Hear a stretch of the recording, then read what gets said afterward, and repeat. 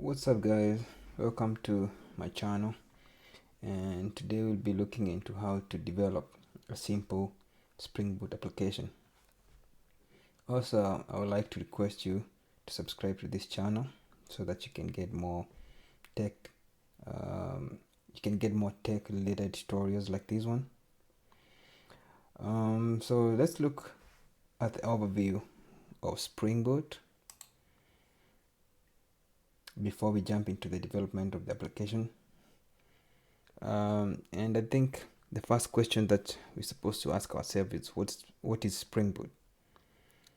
Spring Boot is a lightweight framework that takes most of the work out of the configuring Spring-based application. And the way I look at it is that Spring and Spring Boot, they are related. What Spring Boot give you is the ability to develop Spring-based application with ease.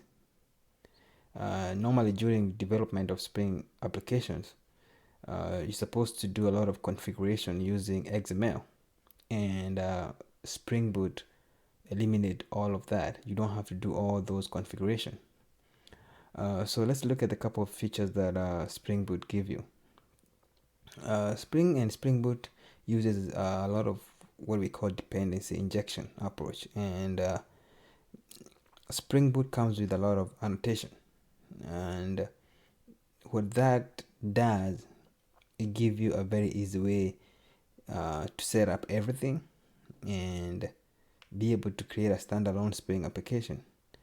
The other thing that comes up with Spring Boot and Spring is you have an embedded Tomcast, and you can even have a Jetty or Undertow, which are embedded on your Spring Boot application, so you don't have to deploy WAR files after you develop your logic or after you're done writing your code. A lot of these Spring Boot way of development is what we call opinionated. It comes with a lot of starter dependencies, which simplify your, the way you build your configuration. Spring Boot is set up to enable you that you can be able to bring third-party libraries whenever possible. So let's for example say you want to use a third-party library that you think can work with Java. Spring Boot most of the time has it configured that you can just bring in your dependency and you're able to run it and you're good to go. A lot of these applications that you're able to produce with Spring Boot, they are what we refer to production ready. What does that mean?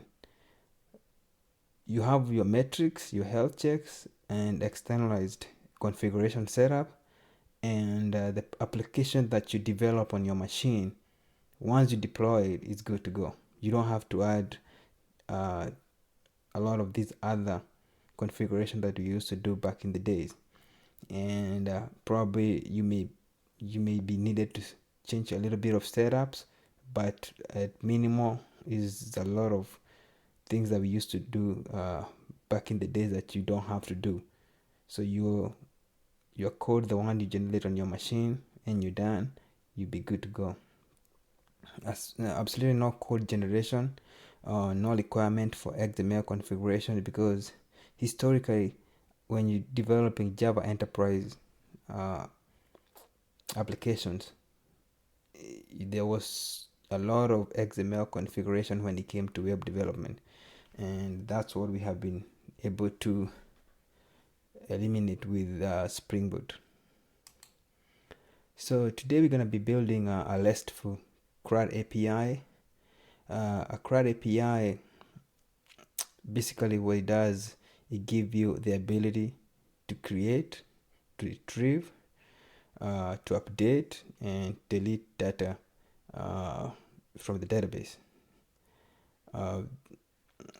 The dependencies that we're going to be using today, we're going to be using, the main one is Spring Web, which is for RESTful web application using Spring MVC. We're going to be using Spring Data JPA. These are framework or library that help with persisting data using SQL and Hibernate. We're going to be using Lombok. Lombok is a Java annotation library. Basically what it does, it gives you the ability to write code without having to write a lot of the boilerplate code.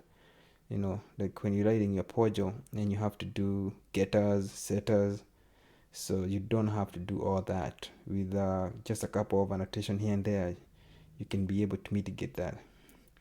We're going to be using my SQL driver or MySQL driver for those people who call it MySQL. You can use any kind of database. You just have to go through the documentation and see other configuration for other databases. That is, because I have MySQL in my machine, that's what I'm going to be using today. Like I said, with CRUD applications, you have the ability to create, retrieve, update, and delete. So people have different type of IDEs. I have IntelliJ, some people have Eclipse, some people have STS, some people have NetBeans. So to me, the way I have found it easy is to use a Spring Initializer to be able to set up your application, because once you use Spring Initializer, you can be able to download that setup in your machine, and then you can pull it into your IDE. Because if I start going my way of using my IntelliJ have a Spring Initializer setup in my, comes with it because it's the IntelliJ Professional. Community Edition doesn't have it, so if I try to walk you guys through setting it up from my IDE, it might confuse some people, or you don't have that capability. For those people who are used to Eclipse, STS is a better choice, because I believe Eclipse STS is built on top of Eclipse, so you can have that kind of feeling of developing on Eclipse. So with that said, let's go back to our browser, and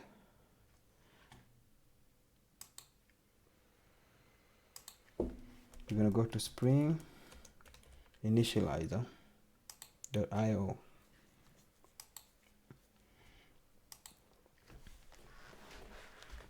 and we're going to be producing a Maven project.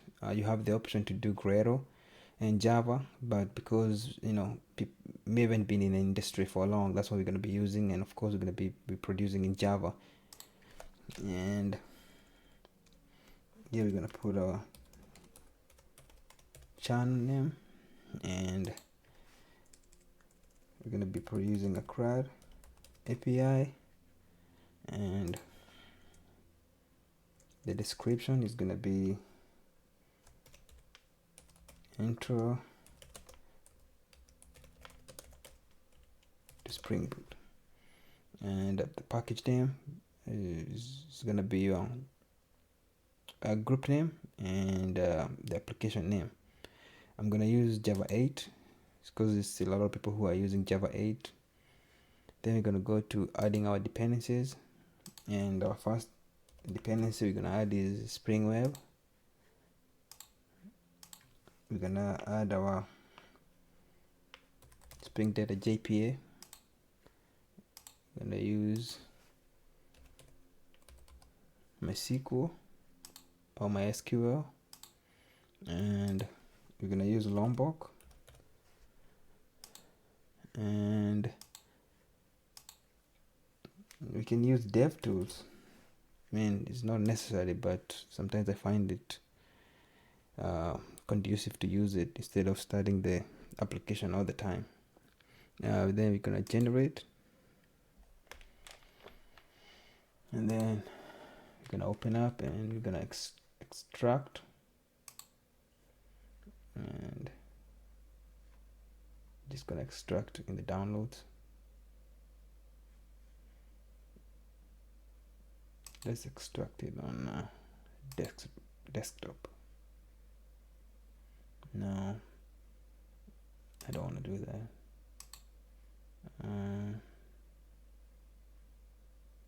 Documents, let's see. Okay, show file. and then I'm gonna open it with my IntelliJ.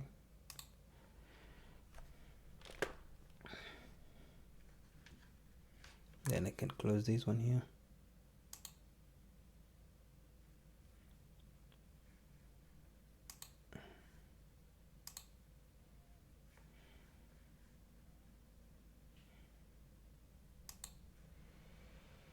So my IntelliJ is taking a little bit longer and it's loading up. Gonna give it a couple minutes.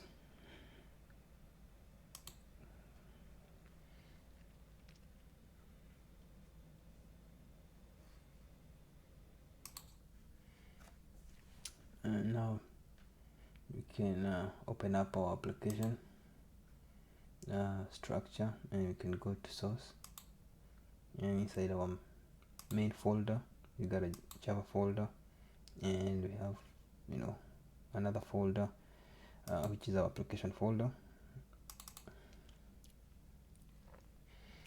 So inside this folder you can see we have our main Spring Boot application. You can see the annotation Spring Boot application, and inside this class we have the main method, which is a point of entry for our JVM or our application. So that said, we're gonna start our development, and we're gonna go back to our main folder, and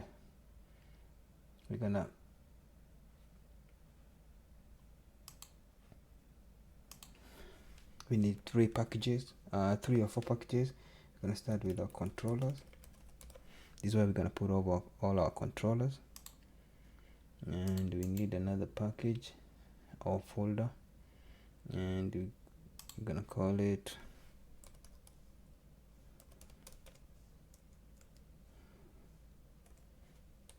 services, and we need another one called depositories, and the last one is, we can call it entities, and that's why we can just singular entity. That might help make it more clear. So we're going to develop our first entity. We're just going to be using one Java class because we're trying to make it as easy as we can. Don't want to make it so complicated. So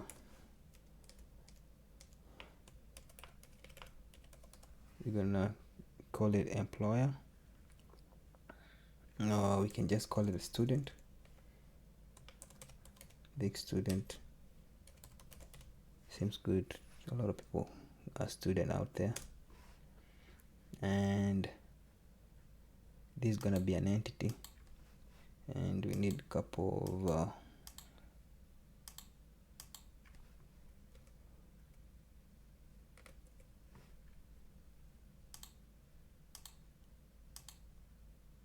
I don't know why my IntelliJ keep, I don't know if I have a lot of stuff open or what is it.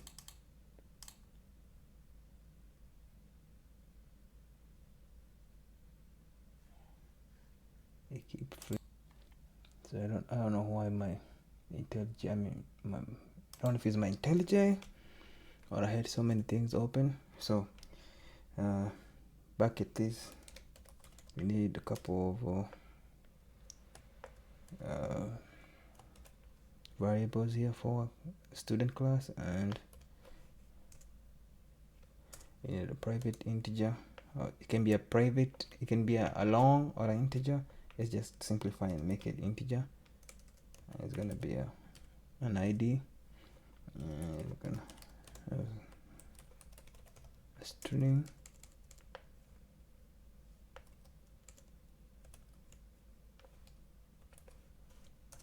and we have a first name for a student, and we have private string class name and private string and probably school. Good. And then we have to mark these with an entity annotation. This tells the JPA and Hibernate that this is the entity that's going to be configured in the database, and that's going to represent entity class. And then we need another annotation for that's provided by Lombok data, so that we don't have to do getters and setters. And then we need all org argument, and we need another one, non-arg constructor. So this one is for JPA. When JPA is processing it with Spring, but it looks at this one. And then we need to mark our ID with it ID, and we need to set our generated value and in a strategy it's going to be identity. That should be good. And I'm gonna go back to, I usually try to start writing my methods in controller, because the controller is the point of entry to our application. So basically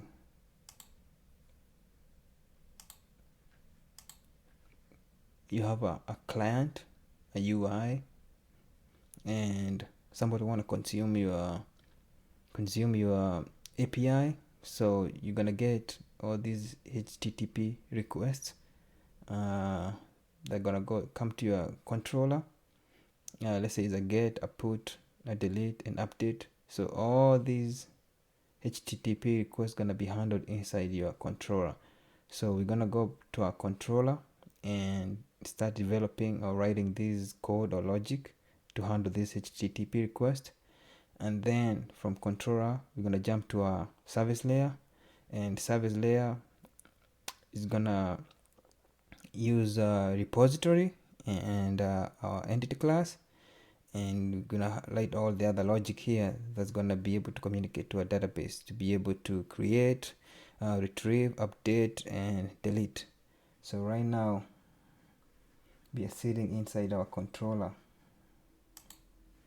We're gonna go to our controller and we're gonna create our controller class.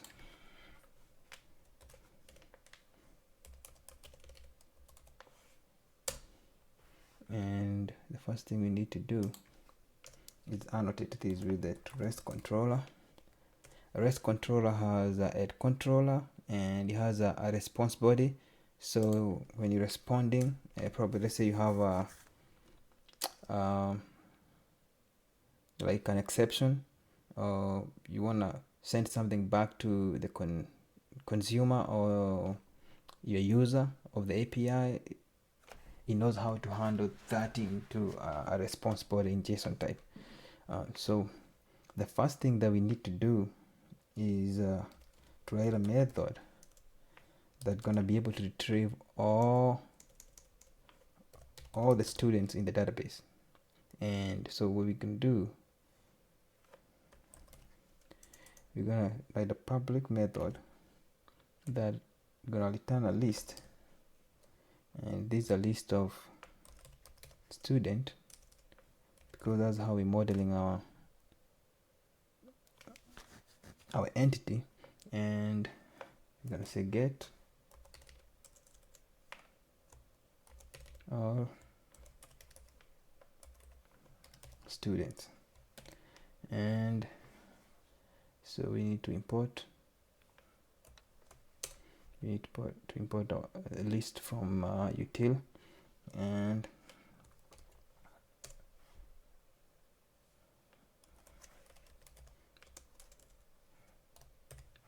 So this student, this get all method is expecting to be a get, or is supposed to be a get mapping method. And so when you go to localhost 8080, that's the port, the one Tomcast server is running on the machine, and we want to go to student and all, and we will go to student localhost 880 port 8080 and /student/all. You're going to be able to retrieve all students. So we're going to say return, and we're going to be using a service. Service is where we're going to write all the other methods and logics that communicate with using repository. We're going to be able to communicate to the DB. So the first thing we need to do, because we don't have a service class, we're going to go to service and create a new service class, and we're going to call this student service, and we're going to annotate it with at service because it's a component. Once you in Spring Boot and Spring, there is something called dependency injection. And how these work, any component that you want to be served to other components that need to use it, or any class that need to be a component, you have to annotate it with either at bin or at service or REST controller. I think one of these days I need to do a small tutorial on all the annotations that come with Spring and Spring Boot, so that people can understand what they mean and how they affect the life cycle of beans and dependency injection and inversion of control. Because once you register this in your Spring container, now you can be able to go and tell Spring, okay, I'm using it in our controller. Now once we add this at service annotation, we can go to a controller, and now we can use outwired to annotate, and we can inject it. And the way we're going to inject it is using at student, we need student service. So once we annotated with outwired, we're saying, okay, go to the IOC or inversion of control or the Spring Boot container and give me this student. And the way Spring Boot is gonna know that this is available is looking at this. This is like a registration. Once you annotated with the service, it knows, okay, that's a container, and that's a component, sorry, and I can be able to forward it to anybody who needs it. So we outwire inside our controller, and then we're gonna use this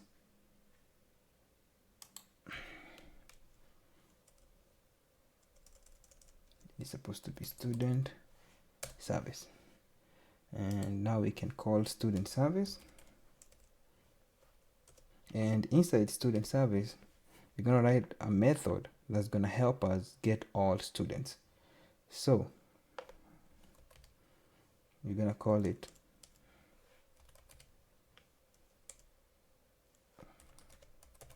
retrieve all students.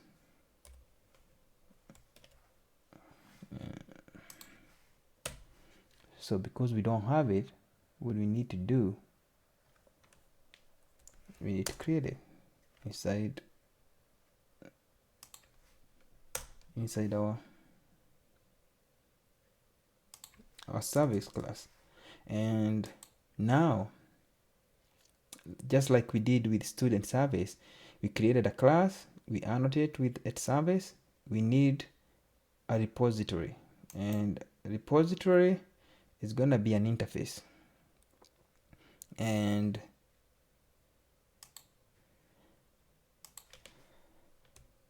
student repo, and because it's gonna be an interface, what we need to do, first of all, we gotta annotate it before we forget. Repo, and this repository is gonna extend a class called JPA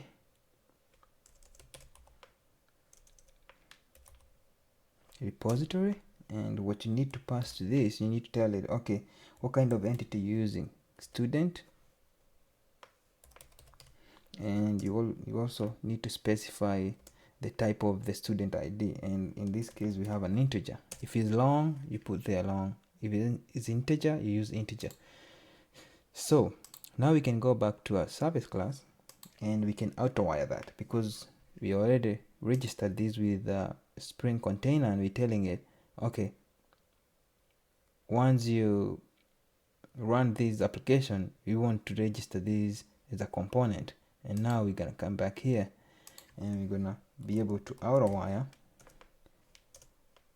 or what I call, or the Spring, or the best time to use it is dependency injection. So we're gonna inject it, and we're gonna say private, and we're gonna say student repo,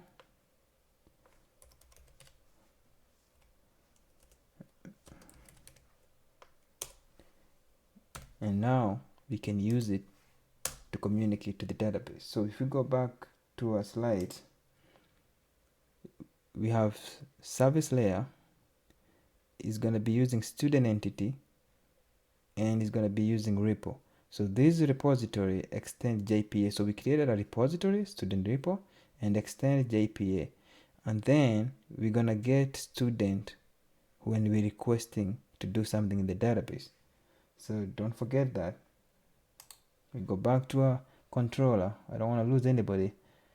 So we have a student, and this method we're writing here, we're gonna use student repo, and then now you can see all these methods are provided by JPA repository. That's how good it is, or how easy it is to communicate to your database when you're using Spring Boot. All those methods, you're gonna be able to use them without writing them in a single of them.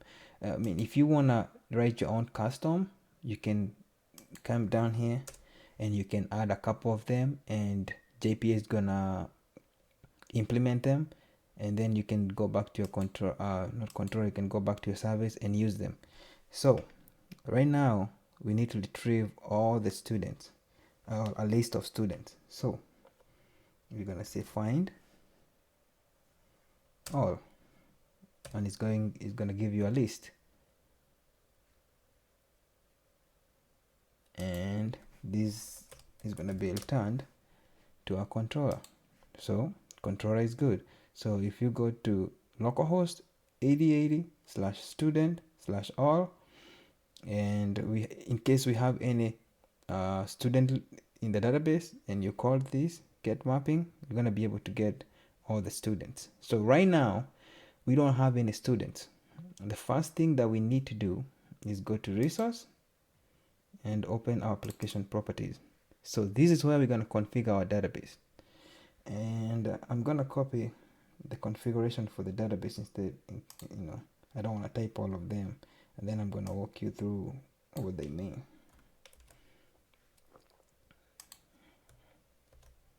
So right now, this is the previous DB that I used. So the first thing you have here is a URL, and this one is asking you for the path of your database in your machine.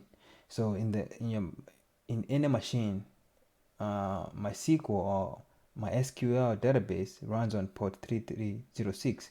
So you write that, and then you add the name of your database. So when it goes to this port and access your database, it's going to be able to see the database. The other thing that you need for it to be able to access your database is your password, is your username for your password, for your database, sorry, and your password. And then you have this property here that's telling it, okay, when you run the application during the initialization, the Hibernate is gonna call the DB, and it's gonna see if there is any schema, if there is any data, and if there is something in the database, it's going to compare with what it's trying to implement from the application, and it's going to update the difference.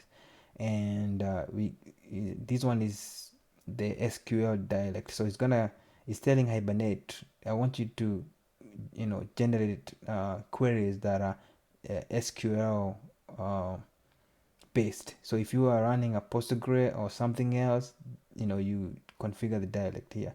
So the next step that we need to do, we need to open up the DB, and we need to create a new database. So I don't know how much, if you guys are familiar with the database, so I'm gonna walk you through. So I had a database here I created, so I'm gonna delete that, and I want to create a new database so that I can see how to create it. Create database, and I'm gonna call it school, because we're gonna be storing student information. And then so we have school DB, and we're gonna take this, and we're gonna go to our application and tell our application that the DB that you need to use. That's it. So like I said before, anytime you're trying to configure a DB, the way Spring Boot works, it gives you a very easy way, the quickest way to configure your DB or any other third-party applications, libraries that you may be using. And that's what is really good about Spring Boot. So now that we're done with configuring our DB, what we need to do is go back to our application. And we're still in our application. We need to go back to a controller, and we need to write one more method. And this time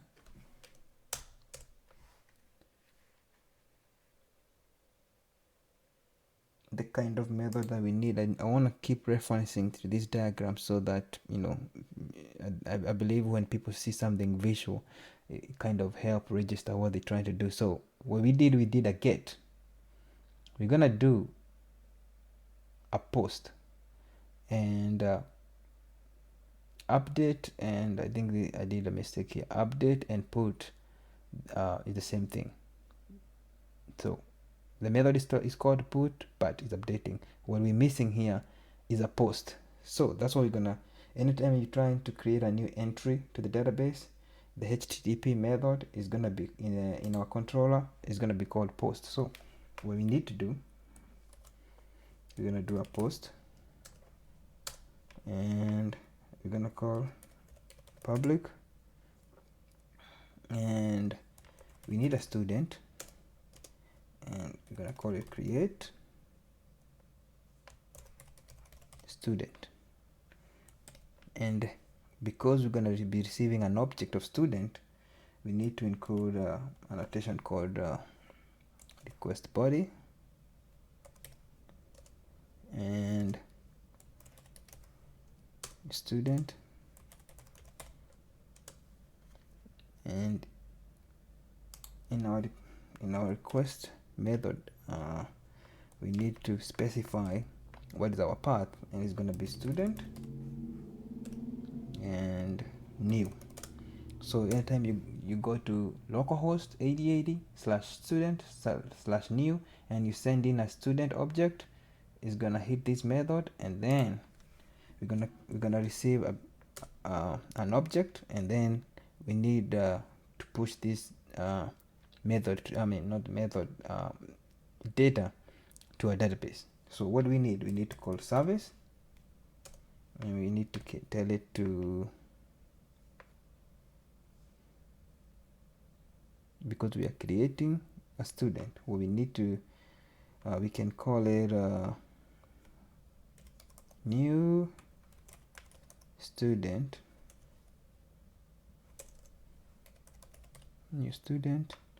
and we're gonna pass in the new student we're getting from our post method, post request. So because we don't have this method, we can go and create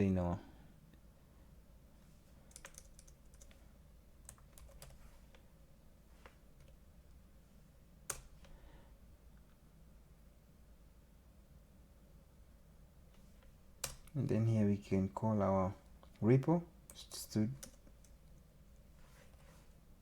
student repo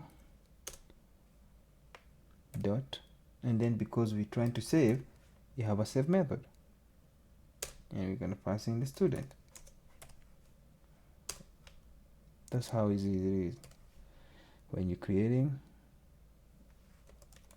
web application using Spring Boot.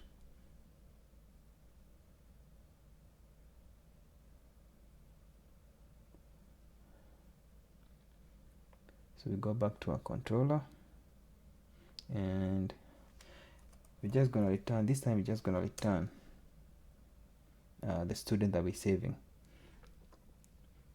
So with that said, I want to run this application, and I want us to save a couple of student entities, and then we can run these two methods and test them before going too far. And then once we confirm everything is running, we can go ahead and we can move on and create two more. We can be able to update an entity, and we can be able to delete an entity. So if you look at the logs that are coming from Spring Boot, it's telling you, okay, the Tomcat server is started on port 8080, which is can receive HTTP requests.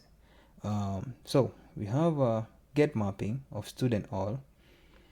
I'm gonna be testing this application with a Postman, and I'm gonna minimize this one here, and I want to do a get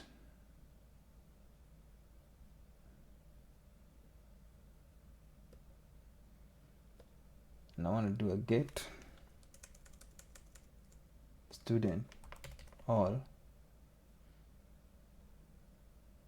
So right now I'm getting an empty array because we don't have anything on our database. What I need to do, we need to do a post and create a student. So we're going to choose body, we're going to say row, and we're going to create a student. And because if you remember the way we set up our entity, student, let's go back to our entity. We have it generated, and generated up is identity, so this is going to be auto incremented, so we don't need to pass in the ID when we're sending our post request. So we just need to send this to new. This is our path, and you can see it returned that with an ID. So we can create another one, and can change the name to John, and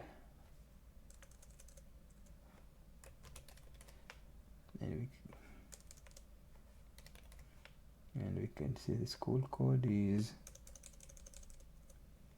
2727 GY, and we can do another post, and you can see that one went in. And let's make one more so we can have enough data to work with.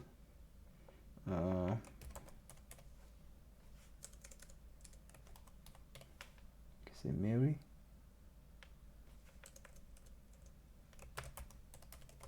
Martha, and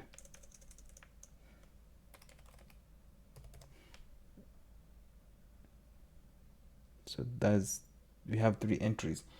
So we need to go to our database and just make sure that we have all this data in our database. So select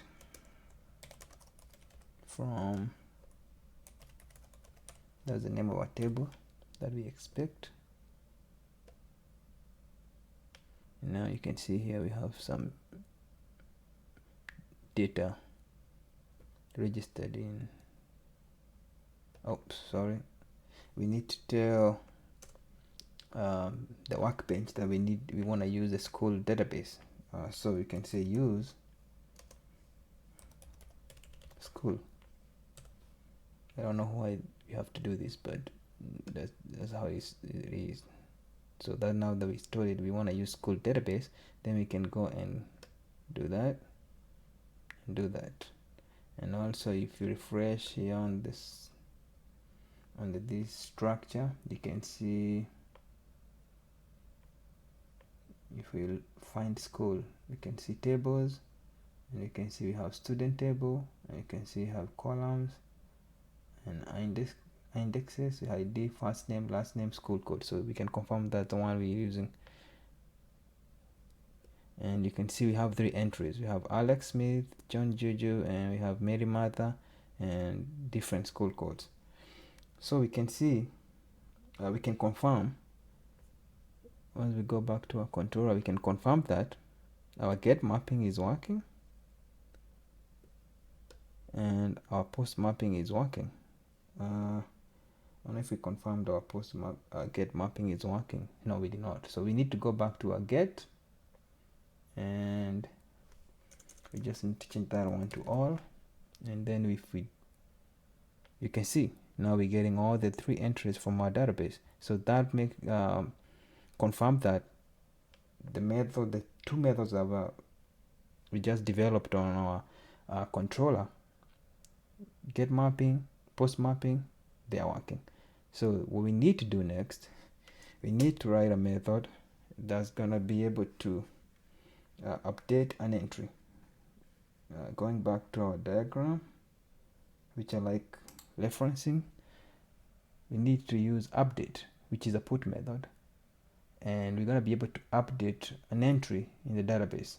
And the way we do that,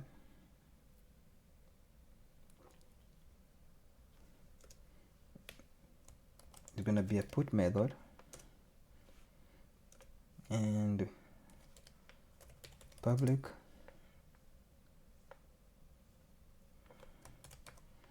we can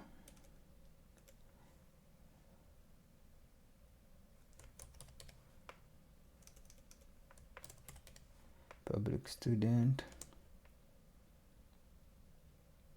that's a return type, or we can make it a response entity,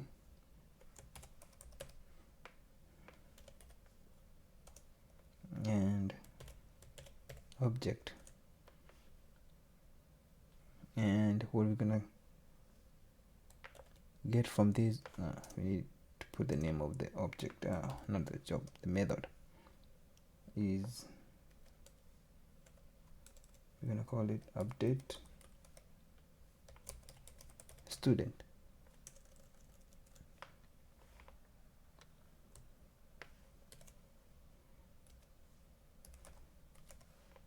No, sorry, update student.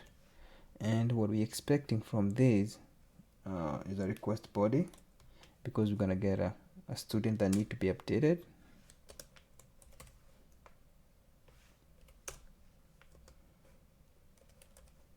We're gonna call it update student, so that I like using this name conventions, so that when you're reading them, you can understand what they mean. And the first thing that we need to do, we're gonna take this student, and this student comes with an ID, because you have to know the ID of the student that you're trying to update. So we're gonna get this update student, and we're gonna get the student ID from it, and we're gonna use that student ID to fetch or to query the database. We want to make sure that before we update an entity in the database, that it exists. So once we figure out if it is there or not, then we can update it. So say student, old student, not old in age, but we believe it is already there. And what we're gonna do, we're gonna call service, and we don't have a method in the service component to retrieve a student by ID, so we need one. So get student by ID, and it's gonna take student, no, update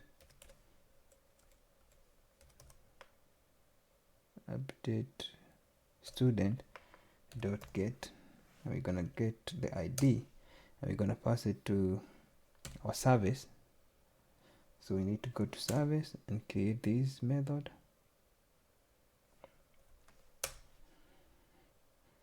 and the beauty of Spring Boot again, we're gonna do student repo dot, and you can see it gives you a method where you can get just one student using an ID.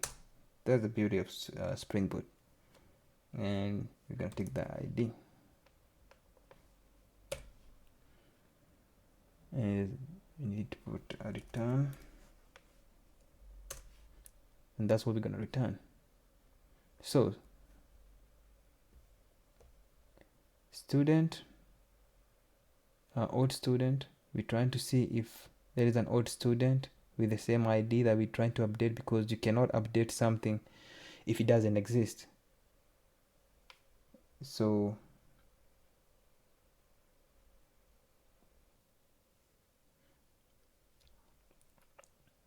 what we need to do, we need to check if that old student is there.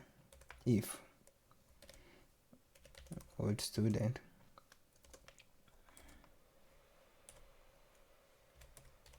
is not null, then we can update it.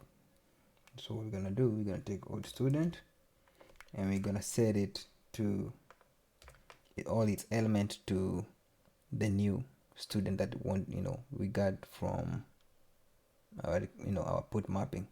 So what we need to do, we're gonna say set, and we're gonna set everything. We're gonna set the ID, and the ID is gonna be update student dot get ID, and we're gonna say old student, and we're gonna set the next field, and it's gonna be first name, and the first name is gonna come from the update student dot get first name. And we have two more. We need old student, and we need to set last name, and the last name is gonna come from the update student dot get last name. And that the last one is school code, so we need to set that one too, and it's gonna come from update student dot get school code. So now that we have populated the old student with the new information, now we can call our service, and we can say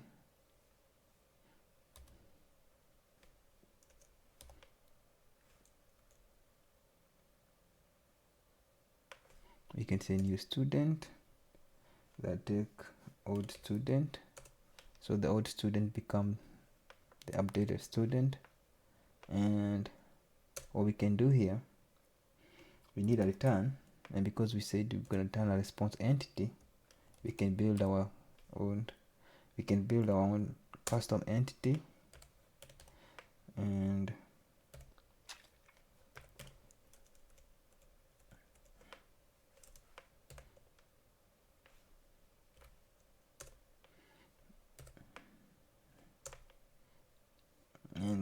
we're gonna pass in a string,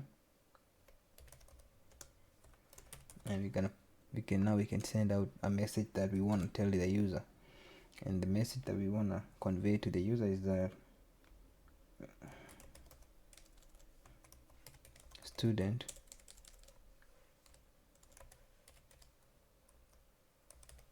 was updated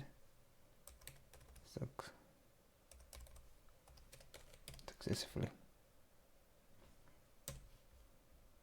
Otherwise, if it's not if it doesn't exist, you want to return expose entity.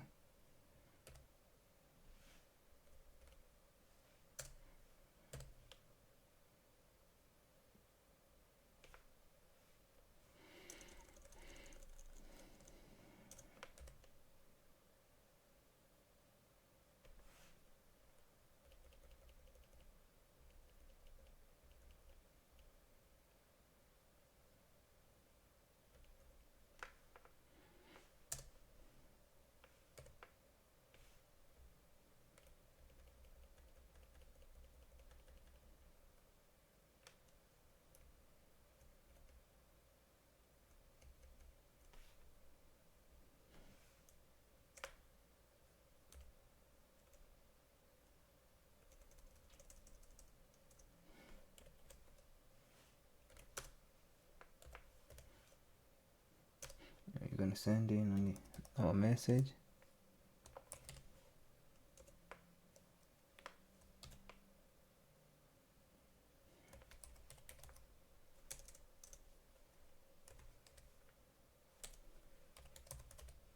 Student with the ID doesn't exist.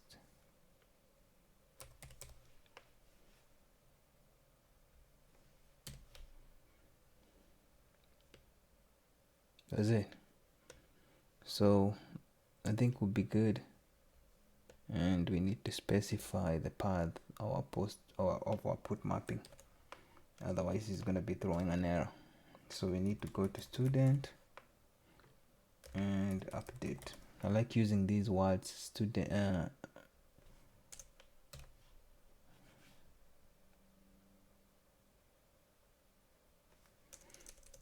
you make it easy when you're using these words so that you don't get confused. Or I think it's easy for me when I'm using these words, because even when I go to the browser or I go to Postman, I can use the word. If I know I'm updating, I know it's update. If I'm trying to create a new one, I know it's a post mapping is new. The last method that we need to incorporate is it's going to be a delete. It's going to be a delete mapping, and this one we're going to be passing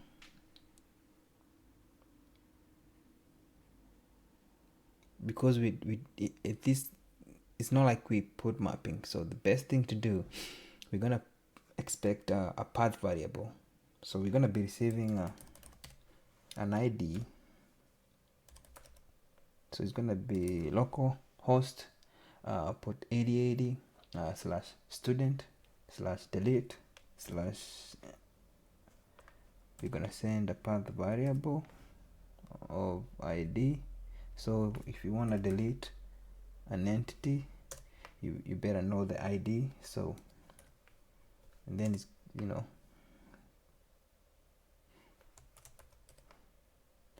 and we need to build, we're gonna write back a response entity. We're gonna send back a response entity,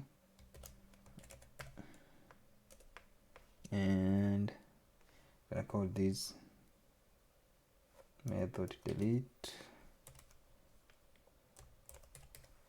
student, and this one is expecting a path variable.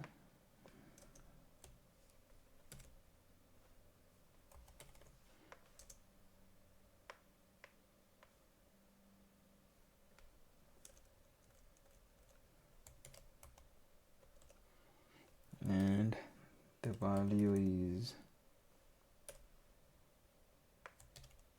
ID, and the type is integer. I'm just gonna call it ID. So a couple of things, we need to retrieve it and make sure that we have these. So basically what we're doing here, with old student. We can copy that one here. We don't have a student right now.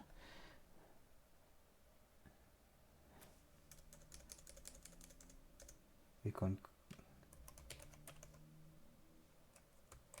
call it delete student, and we need to figure out if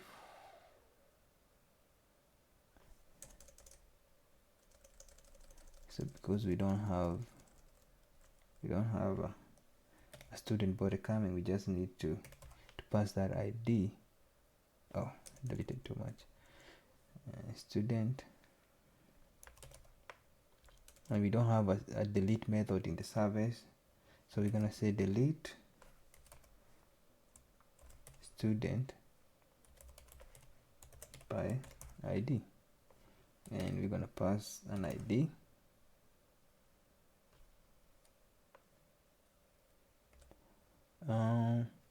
Sorry, that was my fault. So what we need to do here, we need to retrieve a student. We need to check if we have a student in the database with this particular ID. So what we need to do is get student by ID. We're going to pass that ID, and if that student comes back, then we already know we have a student in this with this particular ID, and then we want to delete it. So what we can do is if delete student is not null, then we can go ahead and delete it. So we can call service, and now sorry about that, we can call our service, and because we don't have a method to delete, what we need to create now, delete student by ID, and then we're going to pass the ID because we already know it exists, and we're going to go back to our service,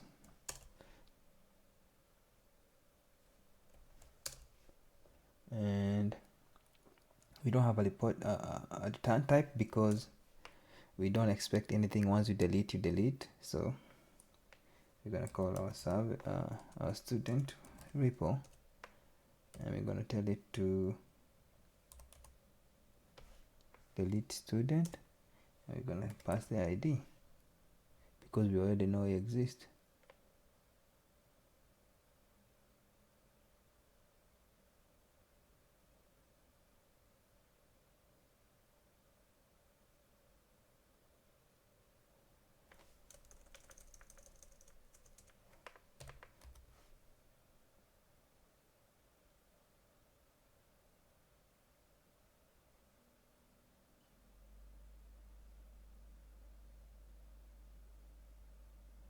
So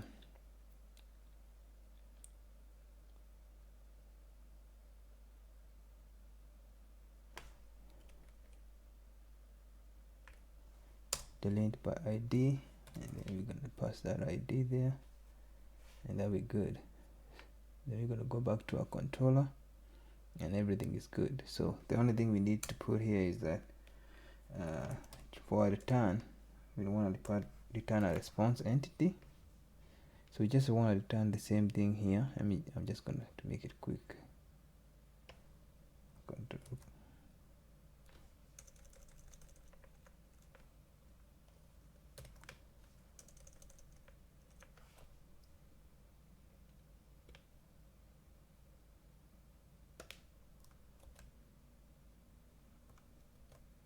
And we need to say student was deleted, and if not, we want to return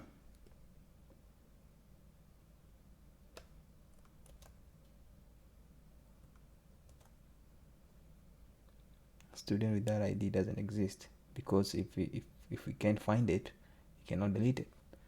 So that's enough. We need to go back to our Postman, and we're gonna be able to test these two methods, and we're gonna be able to update a student, and we're gonna be able to delete a student, because those are the last two that we implemented that we did not test. So go back to our Postman, and we want to set this one to put, because first of all we want to update, and we want to go to body and row, make sure it's row. So we're gonna pick up one of these student data from database that we already created, because we know they're there, and that's the one we want to update. And we know it's Mary Martha, has ID of 3, so we need to, let's say she get married and she changed her other name to John J, and she's still in the same school. So we need to say on the path we are updating, update, and we need to say send that, and you see student was successfully updated. So before we had Mary Martha, now it's Mary John J. So if we go to our database just to confirm, we can do this, we can run this query, and now you can see Martha is Mary John J. So now what we need to do, we need to delete one of these entries here, one of these student. So just to make sure that our delete is working. So you can go back to Postman, and you can go to delete, and now all you need to provide when you're deleting is delete. And we know we have if we go back to our database, we know we have an ID of 1, 2, and 3. So what we need to do is delete the ID 1. So we can provide ID 1, and if we say delete, student was deleted successfully. So if we go back to the query and we ran that, you see Alex is gone. So the only thing that we need to check on our Postman, let's say for example we wanna delete somebody with a number with a student ID 7. So you get this error, and it's telling you no class of this entity with ID 7 exists. So that's what we wanted. So it's taking the whole student ID name and is adding to our message, and it's saying no class entity.student entity with ID 7 exists. So that's working perfectly, so that this is an object of or a body type that is returned to the user, so that they can know, okay, the time, the status, and you have a server error because you cannot be able to perform that, and it's telling you what happened. So those are the main operations that you can create when you are developing a Spring Boot application, because mainly at any application that is accessing database, those are the main things that you go through. You have to be able to create an entry, you have to be able to update an entry, delete an entry, and update. Let's say for example you change your ID and you go to the DMV, and or you change your driver's license and you need to update. Somebody have to run some queries somewhere and update your information. So this is what they have. If you are trying to get your ID for the first time, they're gonna do a create, and that is a post. Let's say you change your address and you go back and tell them, hey, I changed my address, and you need to update your address. So what they're gonna do, they're gonna put a put. Let's say, for example, you move out of that state, or you go to another country or another province, so they need to remove you from the database, and they do delete. And let's say you go and you want to prove that that's you, they have to do a get. So these are the main operations that exist when we are building an application that access database, or that have some data that we have to store. So I'm gonna be